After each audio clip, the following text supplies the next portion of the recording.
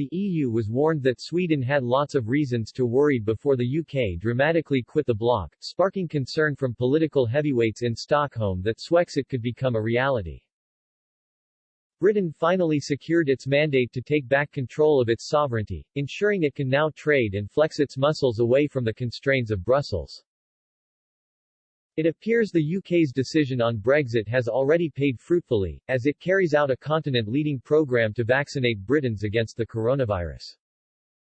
While the UK opted to quickly move to secure precious jabs from pharmaceutical companies, the EU dithered before eventually agreeing on its own rollout plan, and which vaccines to source. But a combination of slow decision-making and issues with production has seen the EU's rollout program severely criticized from figures within Brussels. Nations such as the Czech Republic and Hungary have been forced to plead with other countries to get vaccines to help it control rising infection numbers. With the EU appearing to lag way behind the UK, Euroscepticism has begun to rise again. Critics have pinpointed the likes of Ursula von der Leyen, the European Commission President, and French President Emmanuel Macron as figures behind the vaccine crisis. And before Brexit, a number of key voices in Sweden told the bloc that calls for other member states to quit the bloc could gather momentum.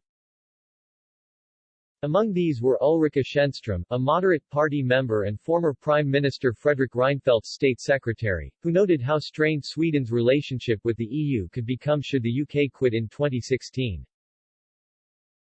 Ms. Schenström highlighted that the UK was a key voice for non-Eurozone member states, such as Sweden, and that without them Stockholm could struggle to have an influence.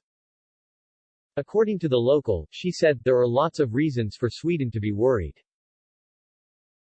Our partnership with the UK, which like us is outside the Euro but inside the EU, is really important for us. Britain has done a lot of the heavy lifting for us non-Euro countries, she added. If the British leave, Euroscepticism in Sweden will grow. I'm worried we'll end up in a Swexit debate. Sweden opted out of joining the Euro in a 2003 referendum, with a poll in 2015 showing that support to enter the Eurozone had dwindled to just 15%. Fears that Sweden may be forced into the single currency have persisted, and pre-Brexit leading financial institution Swedbank said calls to join it would only increase if the UK left the EU.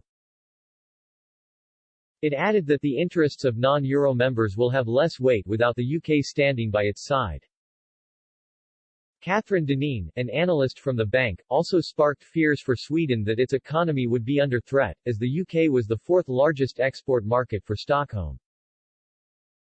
Other experts warned Swexit could be on the cards, including Goran von Sydow, a political scientist and researcher at the Swedish Institute for European Political Studies.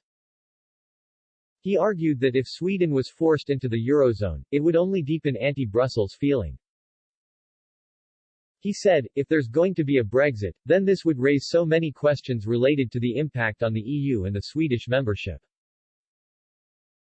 Swedish MEP, Peter Lundgren also warned that Sweden could follow the UK out of the EU, telling the European Parliament last year, I wonder as a Swedish citizen standing here today, why should we join in and pay for all of this? Why should Sweden borrow money and lend money to other EU countries without getting anything in return? We can't cope. You have just as many problems as Sweden does, and the longer you insist with this United States of Europe, there will be more and more referendums going against being members of this club. In 2016 there was an appetite for Swexit, as a poll by TNS-SIFO found that 36% would be in favor of quitting the EU, while 32% were against. Similarly, 9 in 10 people also felt that the UK leaving the EU would be a bad thing to happen to the bloc, and for Sweden. Sweden's then Deputy Prime Minister Margot Wallström warned at the time a vote for Brexit could break up the entire union.